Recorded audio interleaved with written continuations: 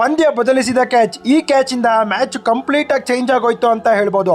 RCB versus SRH ಪಂದ್ಯದಲ್ಲಿ SRH ಮೊದಲು batting ಆಡುತ್ತೆ. Ishan Kishan super ಆಗಿ ಹೊಡಿತಾರೆ. RCB ಚೆನ್ನಾಗಿ ಬೌಲಿಂಗ್ ಮಾಡಿದ್ರು ಕೂಡ ಇಶಾನ್ ಕಿಶನ್ ಅವರ ಬ್ಯಾಟಿಂಗ್ ಮಾತ್ರ ಚಿಂದಿಯಾಗಿತ್ತು. ಈ ಕ್ಯಾಚ್ ಇಂದಾನೆ ಗುರು ಅವರು ಔಟ್ ಆಗಿದ್ದು. ಒಂದೇ ಒಂದು ಕೈಯಲ್ಲಿ ಬೆಂಕಿ ಕ್ಯಾಚ್ನ ಹಿಡಿದ್ರು.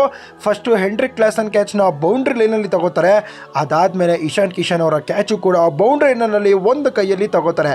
ಫಸ್ಟು ಕ್ಲಾಸನ್ ಅವರ ಕ್ಯಾಚ್ ನೋಡೋಣ. ಕ್ಲಾಸನ್ ಅವರ ಕ್ಯಾಚು ಈಸಿಯಾಗಿ ಆದರೆ ಸಖತ್ ಟಫ್ ಆಗಿತ್ತು. ಪಕ್ಕದಲ್ಲೇ ಬೌಂಡ್ರಿ ಲೈನ್ ಇತ್ತು. ಅದಾದಮೇಲೆ ನೋಡಿ ಬಂದಿದ್ದು ಬೆಂಕಿ ಕ್ಯಾಚ್ ಅಂತ ಹೇಳ್ಬೋದು. ಈ ಕ್ಯಾಚು ಕ್ಲೀನ್ ಆಗಿತ್ತು, ಫೇರ್ ಕ್ಯಾಚ್ ಅಂತ ಹೇಳ್ಬೋದು. ಇದು ಕಂಪ್ಲೀಟ್ಲಿ ಔಟು. ಕ್ಲಾಸನ್ ಔಟ್ ಆಗ್ತಾರೆ. ಅದಾದಮೇಲೆ ಇಶಾನ್ ಕಿಶನ್ ಔಟ್ ಮಾಡೋದಕ್ಕೆ ಫಿಲಿಪ್ ಸಾಲ್ಟ್ ಅವರು ಒಂದೇ ಕೈಯಲ್ಲಿ ಕ್ಯಾಚ್ನ ಹಿಡಿದು ಕಂಪ್ಲೀಟ್ ಮಾಡಿದ್ದಾರೆ ಅಂತಲೇ ಹೇಳ್ಬೋದು. ABD ನೆನಪಾಗ್ಬಿಟ್ರು ಗುರು ನನಗೊಂದ್ಸಲ. ಫಿಲಿಪ್ ಸಾಲ್ಟ್ ಈ ಒಂದು ಕ್ಯಾಚಿಂದ ಇಶಾನ್ ಕಿಶನ್ ಅವರು 80 ರನ್ಸ್ ಹೊಡೆದು ಔಟ್ ಆಗ್ತಾರೆ. 230 240 ಹೋಗಬೇಕಾದಂಥ ಸ್ಕೋರು 200 ನಿಂತೋಗುತ್ತೆ. ಆ ಒಂದು 200 ಸ್ಕೋರ್ನ RCB ತಂಡ ಹೆಂಗೆ ಚೇಸ್ ಮಾಡಿದ್ರು ಅಂತ ನಿಮಗೆ ಗೊತ್ತೇ ಇದೆ.